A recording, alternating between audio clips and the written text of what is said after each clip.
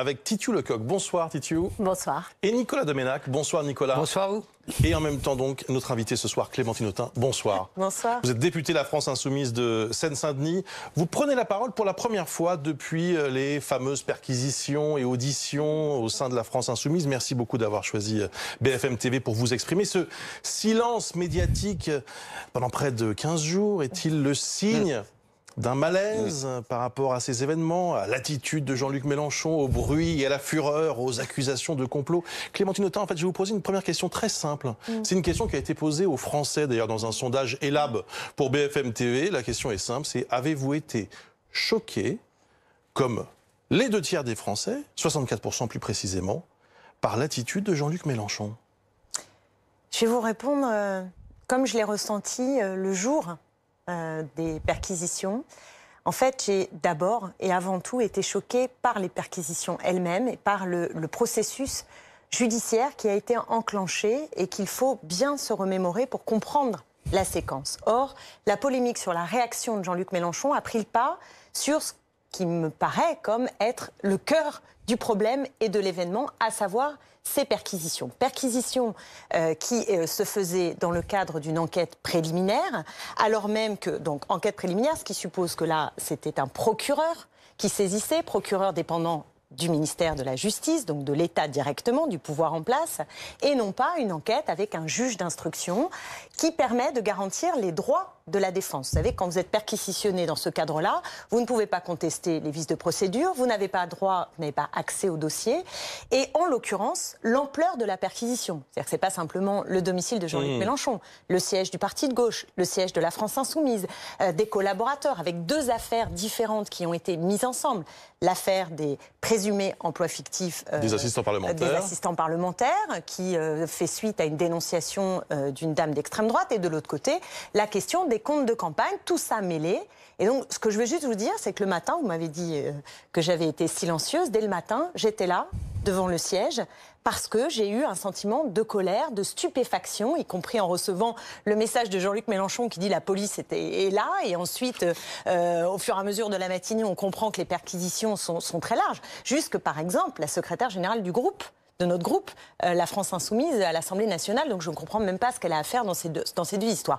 Donc ma stupéfaction, ma colère, elle était là, et le choc était là, et concernait ce sentiment de 2 poids 2 mesures. Souvenez-vous, c'est pas si loin, au mois de juillet, M. Benalla, alors lui, on l'appelle la veille, quasiment pour lui demander s'il va être là. Il a enlevé son coffre, c'est pas grave, le coffre n'est plus là, merci, au revoir, terminé. Et là, on se retrouve avec une procédure qui ne garantit pas les droits de la défense et qui fait que l'une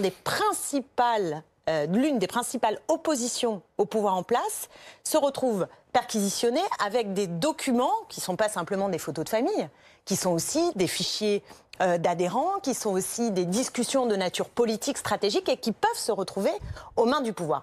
Et je voudrais tout de suite dire une chose très simplement, parce que c'est la réflexion que j'ai depuis 10 jours et qui m'interpelle. Je me dis, il y a eu un progrès dans notre société française qui est que les enjeux, les faits de corruption en politique ne sont plus traités par-dessus bord, c'est-à-dire qu'il y a une mobilisation de la société, d'associations aussi, je pense par exemple à Anticor, qui a mis la question sur le devant de la scène, et une justice qui vise à traiter ce problème général dans l'espace politique.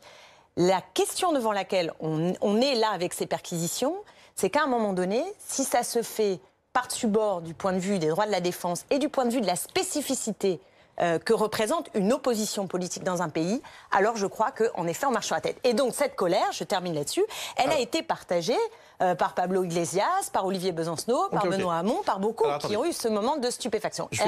Attendez, juste avant que vous répondiez réellement à la question que je vous ai posée, j'y viens. Mais c'est important. Je voudrais qu'on regarde ensemble quelques images qui vont vous permettre, je l'espère, de répondre à la question: avez-vous été choqué par l'attitude de Jean-Luc Mélenchon? Regardez. Me touchez pas, monsieur, vous n'avez pas le droit de me toucher. Ça, c'est le procureur qui dit que je sais pas quoi. Personne ne me touche. Ma personne est sacrée, je suis parlementaire. Et pour vous en convaincre, et que vous terminiez de bien comprendre qui je suis, mets-moi ça. Voilà. C'est moi, Mélenchon, avec mon écharpe tricolore. Je n'ai peur de personne. Vous croyez que j'ai peur de qui ou de quoi? De rien. Enfoncez-moi cette porte. C'est des méthodes de voyous. T'as pas demandé ton avis. Il y a eu des bousculades. Ne manquez pas de respect, vous, en venant faire des opérations de police dans des locaux de partis libres et républicains. Je ne suis accusé de rien du tout pour l'instant, d'accord? La personne des parlementaires, elle est sacrée, messieurs, je vous l'apprends.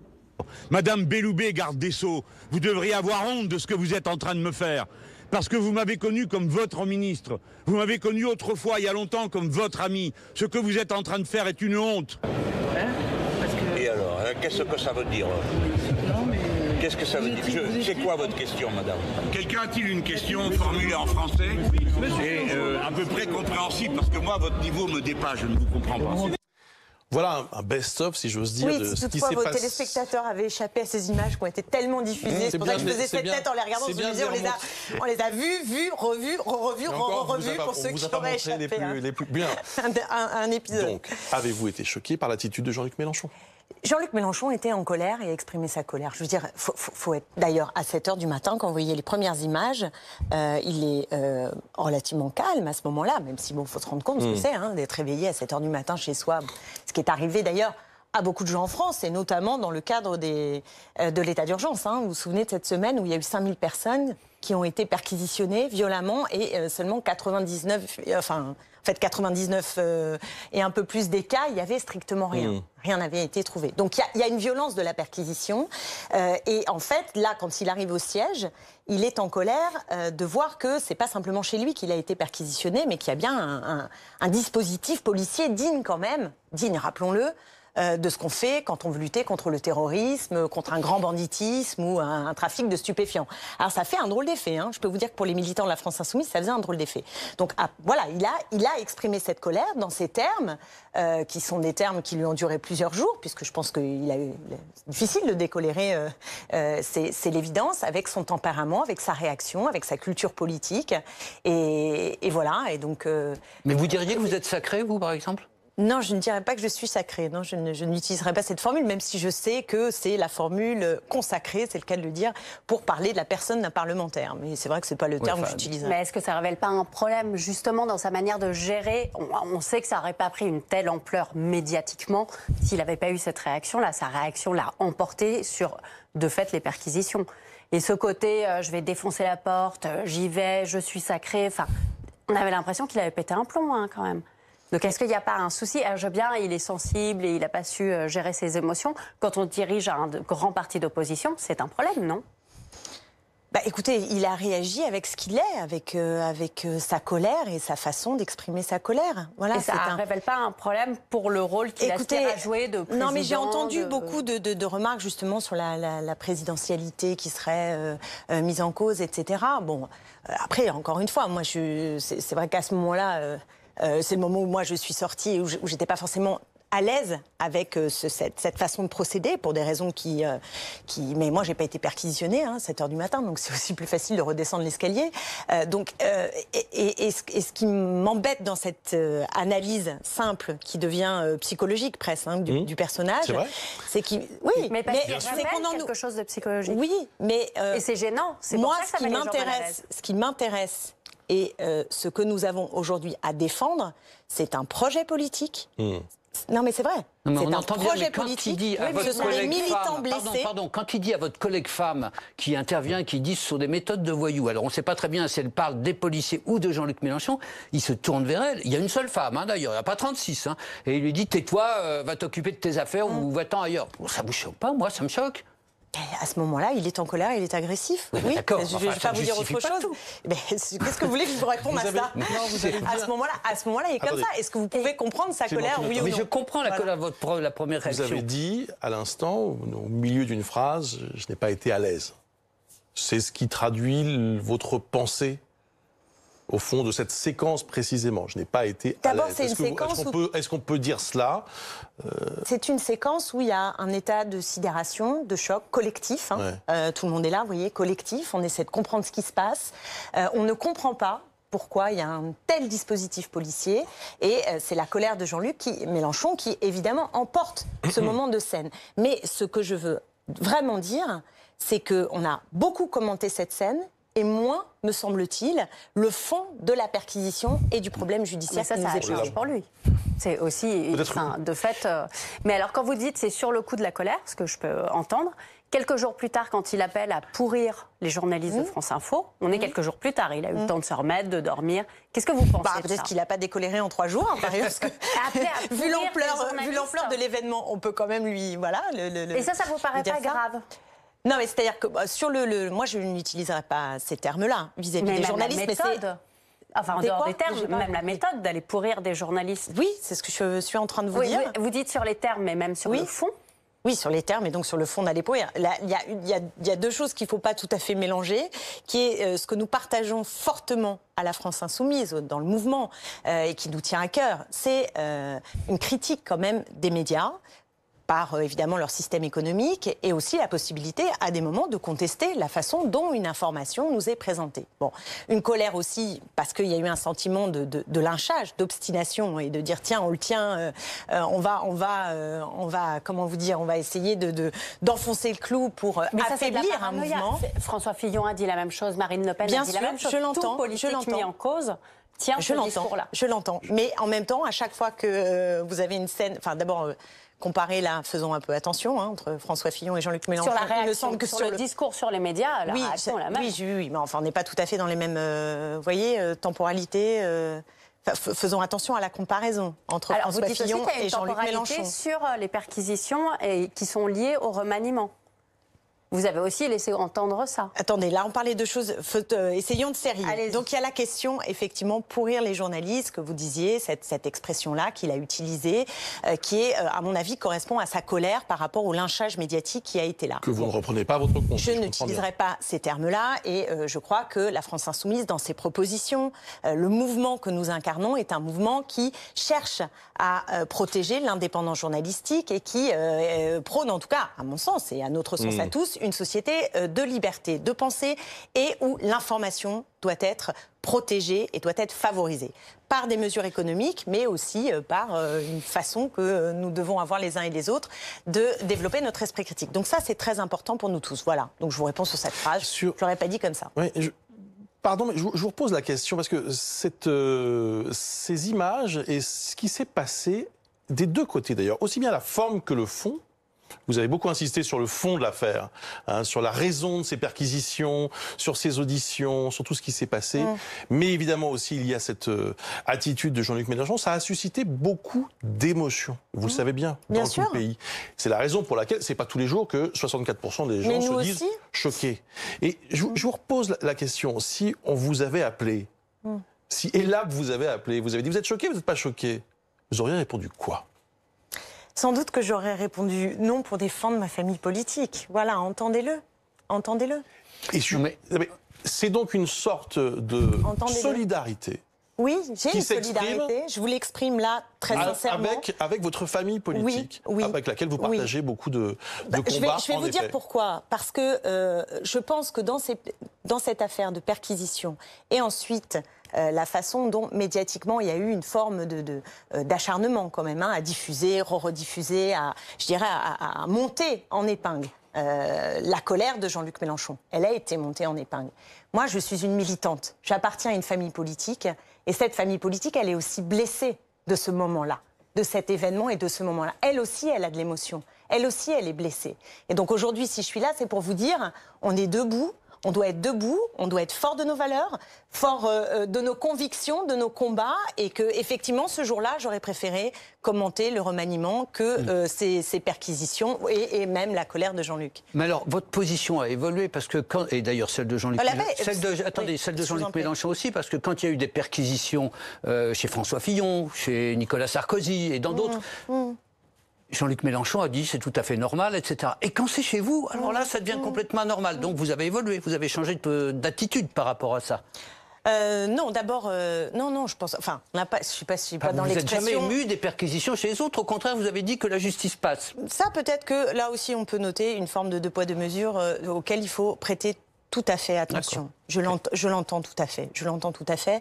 Donc argument dans le débat. Mais il m'a semblé que dans les échanges et dans ces 10 derniers jours, vous parliez de sentiment de malaise. Le malaise est aussi qu'à un moment donné, on avait l'impression que le débat n'était plus rationnel. n'était plus, vous voyez ce que je veux dire, était d'une certaine manière, on ne savait plus à quoi on avait affaire, de quoi on parlait. Et c'est pour ça que moi, je suis là aussi pour dire, redescendons bien sur terre, la terre ferme, notre famille politique est debout avec ses convictions. Et deuxièmement, il n'y a pas que la colère de Jean-Luc Mélenchon à commenter, il y a les faits eux-mêmes. On va se retrouver dans quelques instants. Je voudrais juste dire sur le fait que les médias aient monté en épingle, moi j'accepte tout à fait la critique, mais on peut au moins se dire que les torts sont partagés. On peut au moins dire que ça venait autant de Jean-Luc Mélenchon que des médias. Clémentine Autain est l'invitée de BFM TV jusqu'à 19h. On se retrouve dans quelques instants. Tout de suite. En même temps. En même temps. En même temps. En même temps. Et en même temps. En même temps. En même temps. En même temps. Et en même temps.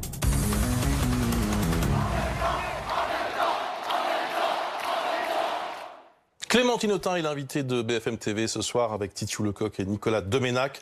L'actualité a été marquée par cette tuerie dans une synagogue à Pittsburgh, en Pennsylvanie, la pire attaque antisémite de l'histoire récente des États-Unis. Il y a 11 morts, le tireur est un Américain de 46 ans. Quelle est votre réaction? Bouleversée, d'abord, parce que c'est un événement effroyable. Vous l'avez dit, plus grande attaque antisémite dans une synagogue, des personnes venues célébrer Shabbat et qui sont attaquées violemment, avec un bilan qui est extrêmement lourd, par un homme, un néo-nazi. Je veux dire, un néo-nazi. Et c'est vrai qu'on est au XXIe siècle. Imaginez qu'un néo-nazi peut, dans un pays occidental, prendre des armes et aller tuer comme ça. C'est effroyable. Donc mes pensées vont évidemment aux victimes.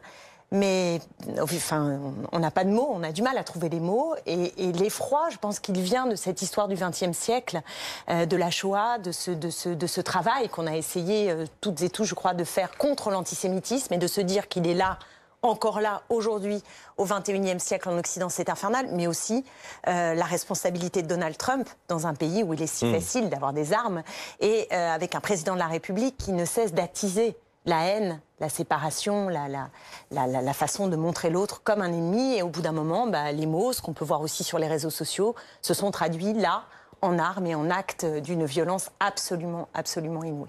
L'actualité internationale est aussi marquée par le Brésil, bien sûr, qui vote pour élire son président. Le grand favori est un personnage sulfureux, leader d'un parti d'extrême droite, Jair Bolsonaro. Il coche à peu près toutes les cases, homophobe, misogyne, raciste. Et pourtant, les Brésiliens sont sur le point de le porter au pouvoir. Il y a plein de raisons qui sont, j'allais dire, internes à ce pays. Mais enfin, on est quand même face à un pays qui est plutôt un pays de gauche depuis quelques décennies. C'est la défaite de quoi ? Ce qui est en train de se passer, ce qui va sans doute se traduire dans les urnes aujourd'hui. C'est la défaite de la gauche, c'est la défaite de la politique. Comment est-ce que vous analysez ça ? C'est une bonne question et à laquelle je ne vais pas pouvoir répondre comme ça, parce que si on avait les clés, on aurait sans doute collectivement tous et à travers le monde mieux réussi. Mais je voudrais quand même rappeler que Lula est emprisonné, qu'on a des conditions quand même d'une élection un peu singulière, c'est le moins qu'on puisse dire, et qu'il y a aussi un mouvement qui est là. Au mois de septembre, 1 million de personnes étaient dans la rue contre ce personnage qui fait peur parce qu'il est raciste, homophobe, sexiste, qui fait peur aussi parce que l'orientation politique est la sienne, c'est aussi beaucoup d'austérité, c'est un retour en arrière du point de vue social tout à fait effroyable, une réforme de l'impôt qui va être favorable aux plus riches. Donc l'addition est une addition très très violente et là, je ne sais pas ce que ça va donner au bout du bout. On a envie, en tout cas, d'avoir un espoir. Mais ce qui est sûr, c'est qu'il va falloir, dans la durée, enlever le mur contre le fascisme, élever un mur contre le fascisme, c'est-à-dire faire en sorte qu'il n'y ait pas d'embrasement, parce que la région va être déstabilisée. Il faut bien avoir en tête que c'est toute la région qui risque à ce moment-là d'être déstabilisée. Donc il faut relever la tête, ça ne va pas être simple. Ça va pas être simple parce que son projet est quand même... Il traite le mouvement des Sans Terre de terroristes. On sait bien que les moyens, s'il gagne, vont être terribles pour empêcher toute opposition de relever la tête. Donc il va falloir de la solidarité internationale et en effet de remettre sur pied une espérance pour faire en sorte que ce fascisme qui gangrène, pas qu'en Amérique latine, on le voit jusqu'ici en Europe, puis même Trump dans son profil politique, oui c'est inquiétant à travers le monde. Et moi, vous me posez la grande question politique c'est comment on reconstitue à l'échelle internationale une espérance dans un progrès humain, social, écologique.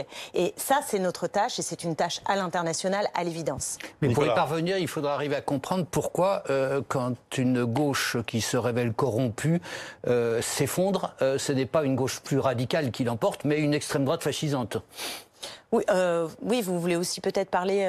Non, mais l'Italie aussi, c'est la même chose, quoi.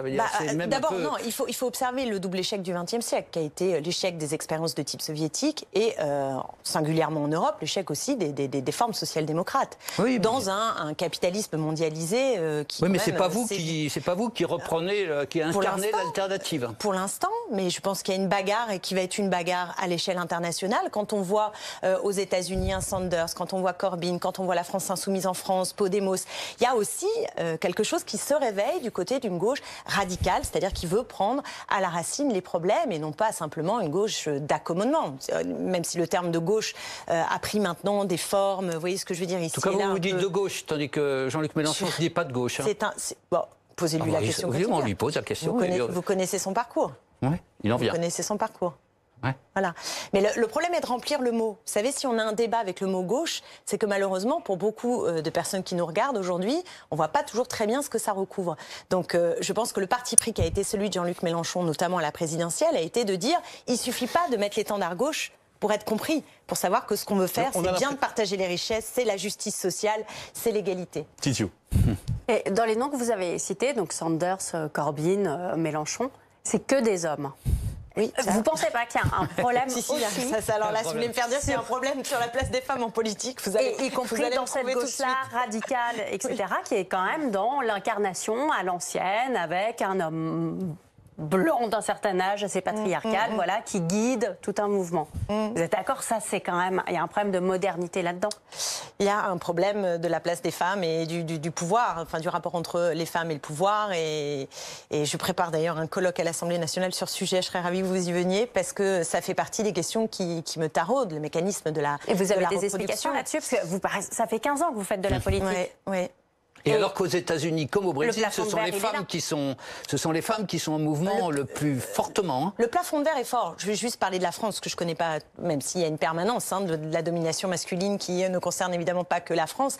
Mais en France, l'année dernière, j'ai été frappée de voir que, par exemple, des femmes qui, justement, étaient au premier plan, que sont, par exemple, trois profils m'ont marqué, Nathalie Kosciusko-Morizet, Cécile Duflot, Najat Vallaud-Belkacem, voilà 3 femmes qui avaient réussi à briser le plafond de verre et les 3 ont arrêté la politique, peut-être momentanément, mais je trouve que c'est un signal. On a aujourd'hui un monde politique qui est fait par et pour les hommes. Et c'est très, très difficile pour une femme de trouver sa place parce que le pouvoir lui-même, il est masculin dans ses formes, dans sa gestuelle, dans tellement d'éléments. Et il y a un entre-soi masculin qui rend très difficile pour une femme d'arriver. Et en même temps, dans la société, je le crois profondément, il y a une attente que des femmes prennent davantage de responsabilités. D'ailleurs, la fameuse perquisition à la France Insoumise, c'était viril quand même.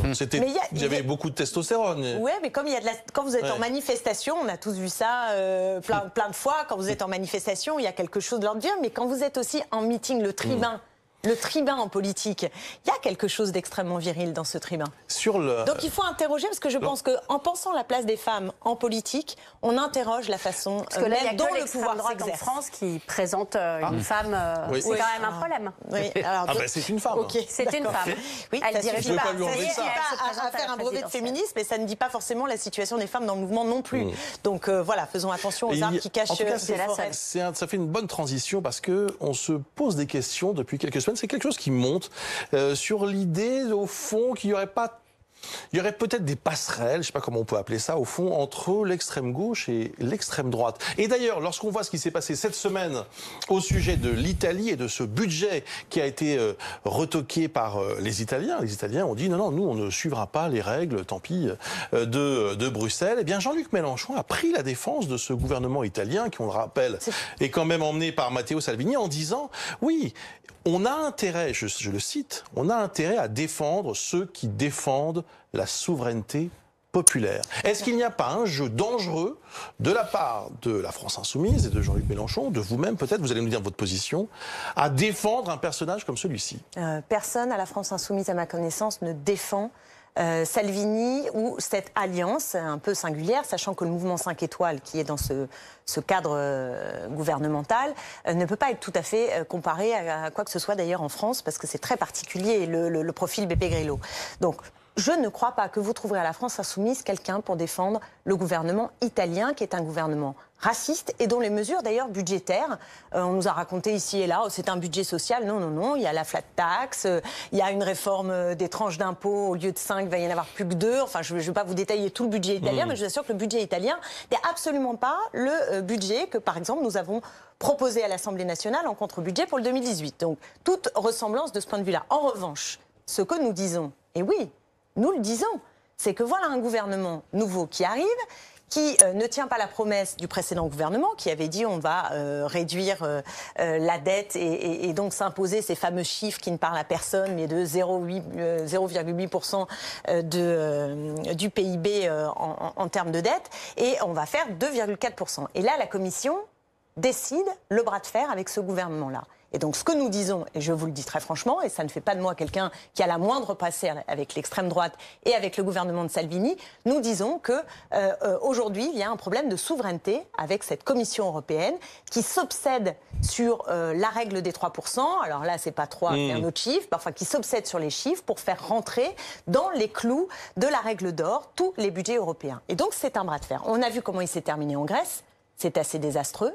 Je le regrette, mais l'Italie, c'est pas tout à fait la Grèce du point de vue du poids économique de l'Italie. Et donc, on est devant un bras de fer que la Commission a décidé d'engager avec le gouvernement. Alors, donc, je pense que vous soutiendriez, au fond, comme Laurent Wauquiez, vous soutiendriez Orban contre Bruxelles. Enfin, Orban mais contre. On peut pas le dire comme ça. Bah, voyez, si, quand vous puisque faites le la résumé... souveraineté populaire, c'est ce qui détermine, selon vous, votre soutien. Non.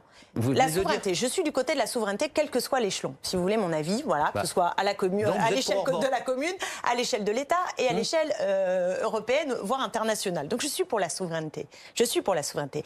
Mais je dis juste, et c'est pas, je ne soutiens pas le gouvernement Salvini quand je dis que la Commission européenne est aujourd'hui certainement pas dans son bon droit pour imposer cette restriction budgétaire, cette obsession budgétaire, alors même que, par exemple, pour les infrastructures, vous savez très bien qu'il y a besoin d'investissement en Italie. Bon, ça va, par exemple, être utilisé pour les infrastructures. Bon, voilà. Et c'est pas à la Commission européenne de dire quel est le bon ou le mauvais chiffre décidé de nulle part pour faire quoi. On ne sait même pas pour faire quoi, parce que moi j'aimerais bien que la Commission européenne s'occupe un petit peu plus de chiffres quand il s'agit de faire baisser la pauvreté, quand il s'agit de tendre la main et d'accueillir les migrants. Voilà. Vous nous dites qu'il n'y a pas de problème. Ça serait des obsessions un peu plus intéressantes pour les Olivier Faure, qui a entendu donc Jean-Luc Mélenchon défendre la position de l'Italie, a parlé de rupture. C'est quand même le patron du Parti Socialiste. Ah, écoutez, moi je l'ai entendu sur France Inter, le patron du Parti Socialiste. Il s'occupe déjà de ces formulations, parce qu'il me semble que sur la colonisation à l'envers, terminologie qu'il a employée sur France Inter, monsieur Olivier Faure, cette semaine. Voilà, moi je n'ai pas pris soin de lui rappeler par Twitter ou autre réseau, mais qu'on s'écoute tous bien, correctement. Voilà, qui balaye devant sa porte et après on rediscutera. Au sujet de, encore une fois c'est difficile à qualifier, de cette espèce d'alliance contre nature qui pourrait exister entre la gauche de la gauche et l'extrême droite. Quand Marine Le Pen et ses amis ont applaudi sur les bancs de l'Assemblée nationale la question de Jean-Luc Mélenchon, ça vous a pas fait quelque chose, honnêtement? Moi, c'est arrivé que j'intervienne à l'Assemblée nationale et que l'extrême droite applaudit. Je vous dis franchement, en général, quand c'est le cas, je me dis qu'est-ce que j'ai fait de mal, qu'est-ce qui se passe. Bon, voilà, ça arrive, mais on a beaucoup souligné. Vous me disiez tout à l'heure 50-50 avec les médias et Jean-Luc Mélenchon. Je vais vous dire, là, en l'occurrence, je le mets sur un petit coin là chez vous, mais on a vu les images de Marine Le Pen applaudissant Jean-Luc Mélenchon, mais vous n'avez pas fait la même promotion pour le tweet de Pablo Iglesias qui nous a soutenus, pour le communiqué, même pour ma déclaration. On m'avait dit que j'étais silencieuse, moi-même j'ai fait une déclaration le jour même, Benoît Hamon a fait une déclaration, beaucoup ont fait des déclarations de soutien. Donc voilà, et après sur si demain Marine Le Pen dit il pleut, peut-être que même nous on va dire il pleut. Vous voyez, mais Clémentine Autain, c'est que jusqu'ici on était persuadé que vous constituiez deux pôles répulsifs quasiment. Or, si la question que se pose et que si on vous la pose, c'est qu'on s'interroge. Tout d'un coup, on se demande est-ce qu'il va se passer en France ce qui a pu se passer en Italie? Est-ce que les extrêmes, qui étaient censés s'opposer, vont se rassembler? Je vous réponds très, très sérieusement à cette question et sincèrement, je la balaye pas d'un revers de main. Ouais. Vraiment regarder la différence entre ce qu'est l'histoire des militants politiques ou même la composition de la France insoumise, ses propositions politiques, comparées au mouvement de 5 étoiles. C'est pas du tout la même histoire, c'est pas la même trajectoire, c'est pas du tout la même chose. Donc la comparaison me paraît en l'occurrence absolument pas raison du tout, du tout. Et il me semble au contraire que maintenant on est dans une terrible course de vitesse quelque part parce que Emmanuel Macron, en faisant cette espèce de grand tout, vous voyez, en attrapant un côté du Parti socialiste, une partie de la droite, en démonétisant la droite avec sa politique qui est réellement très à droite, eh bien, dans les alternatives, effectivement, vous voyez poindre une extrême droite revigorée avec des passerelles avec une partie de la droite et un pôle que moi j'estime être de gauche, en tout cas social-écologiste, pour la transformation sociale et écologique, qui incarne un espoir. Mais si vous regardez concrètement les propositions, mais on n'a rien à voir. Mais alors, vous avez dit nos projets sont opposés fondamentalement. Comme j'écoute moi attentivement ce que vous dites, vous avez dit en mai dernier, sur le plateau de BFM, que, je vous cite, la fin de Macron est proche. Cette proximité, vous la mettez à quel terme exactement? Écoutez, si je regarde les sondages, c'est quand même pas très, très glorieux. Regardez encore celui de ce matin sur le pouvoir d'achat. Mais après, bon voilà, moi je suis une combattante. Je pense que ce qu'il fait au pays est dangereux parce qu'il est autoritaire et parce qu'il mène une politique au service d'un tout petit nombre. Au service des plus riches, un tout petit nombre. Donc, je le crois dangereux pour mon pays. Voilà. Donc, je le combats. Donc, le plus vite, nous aurons réussi à mettre sur pied une alternative, une autre majorité, le mieux je me porterai. Et je constate qu'il dévie. C'est-à-dire que l'art de la communication a ses limites. D'ailleurs, à chaque fois qu'il part à l'étranger, il est parti à l'étranger, il s'est retenu, parce qu'en général, quand il va à l'étranger, il y a un petit mot d'insulte pour les Français. Donc, je le trouve très méprisant. Et je ne sais pas, je ne veux pas le sous-estimer, mais je pense qu'il est en effet devant un problème politique. Vous avez raison, regardez les sondages, c'est souvent instructif, il y en a beaucoup sur... 84% des Français pensent qu'il ne va pas réussir à améliorer le pouvoir d'achat. Alors c'est une des questions majeures pour les Français. Je pense que là, il est devant un os et il peut raconter ce qu'il veut. Les gens voient à la fin du mois ce qu'il leur reste. Alors, on ne va pas rappeler tous les sondages au sujet de Jean-Luc Mélenchon depuis 10 jours, parce que ça pourrait être limite inconvenant. En fait, je me posais une question, je me disais, bon, si Jean-Luc Mélenchon a perdu de sa présidentialité, comme on le dit, et si, comme le disait à l'instant Titu Lecoq, il faudrait peut-être des femmes... Non, vous allez vite en besogne, là. Moi, je vais vous demander si, sincèrement, vous pouvez réfléchir à un destin national, comme on dit. Alors, un destin national. Écoutez, je suis députée de la représentation nationale, donc je suis déjà dans la vie politique nationale.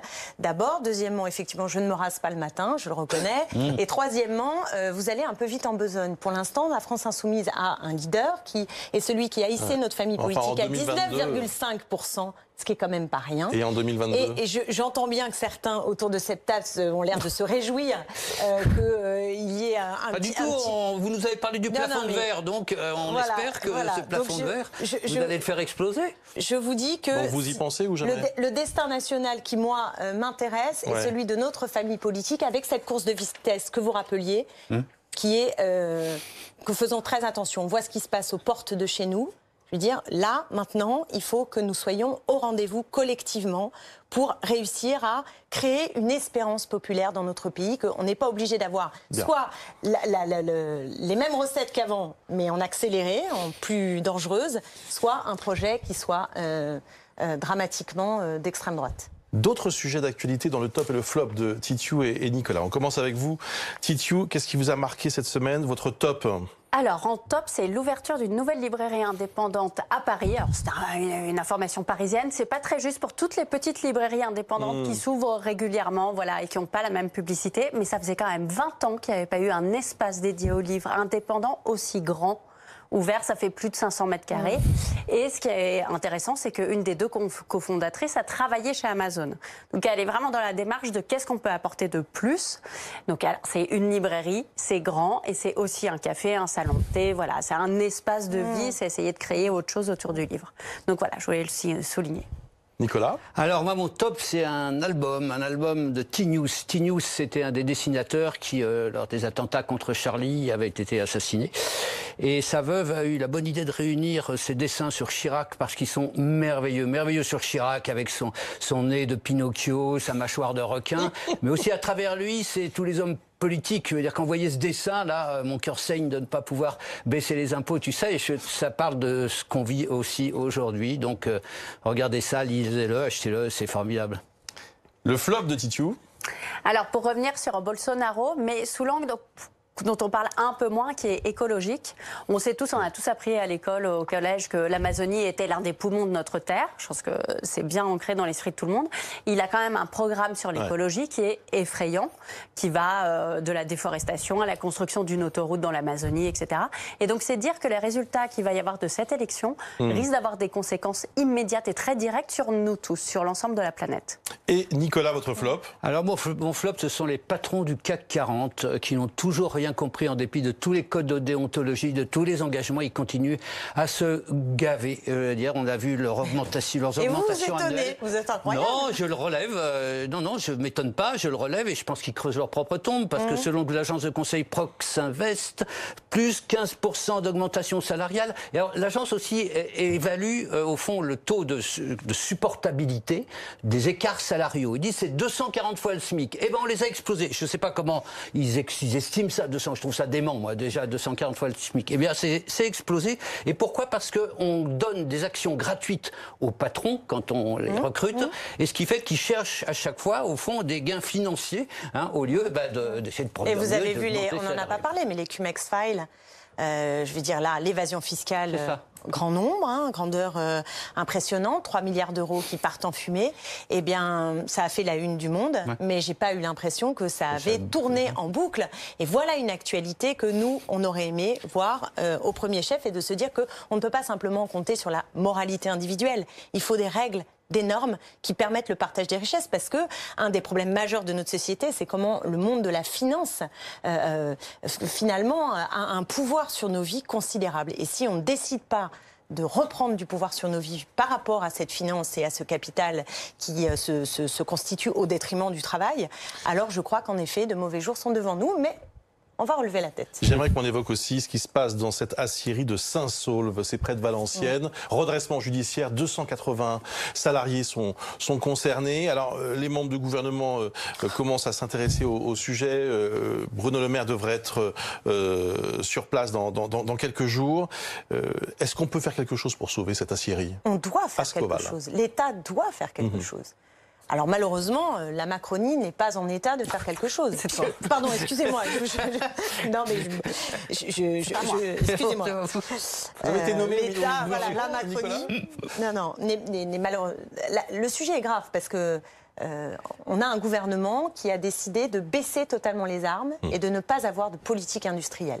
Parce que là, aujourd'hui, on parle d'Ascoval, il s'agit de 280 salariés, mais aussi de 1000 emplois indirects, qui a une possibilité de sauver cette entreprise, puisque vous savez que Valorec, qui doit normalement aider pour permettre la reprise de cette entreprise, il y a l'État qui est dedans à 17%, et si l'État augmentait sa part en étant à 33%, elle pourrait consolider l'affaire et maintenir cette aciérie qui est particulièrement importante, puisque vous savez que c'est une aciérie, c'est très utile pour ce qu'on a à faire. Vous voyez, l'utilité. Donc vous demandez un geste de l'État. C'est utile pour le bâtiment, c'est utile pour la transition énergétique, c'est utile pour les automobiles. Et en plus, on a là une aciérie de très haute qualité. Donc se débarrasser des bijoux de famille, comme l'a fait ce gouvernement, avec ADP, Aéroport de Paris, avec la Française des Jeux, comme il a laissé totalement tomber Alstom et toute l'affaire de General Electric. On voit bien qu'il n'y a pas de stratégie industrielle et qu'on arrive à être carrément plus faible qu'un pays comme la Suisse. C'est-à-dire que notre désindustrialisation, elle est majeure, elle est massive. C'est un enjeu Donc vous demandez l'intervention de l'État sur ce dossier? Je demande l'intervention de l'État et je pense qu'on n'est pas très loin du scandale et aussi d'une forme de gâchis industriel majeur. Merci beaucoup Clémentine Autain. Bonne soirée à vous. Merci à Nicolas Domenach et à Titiou.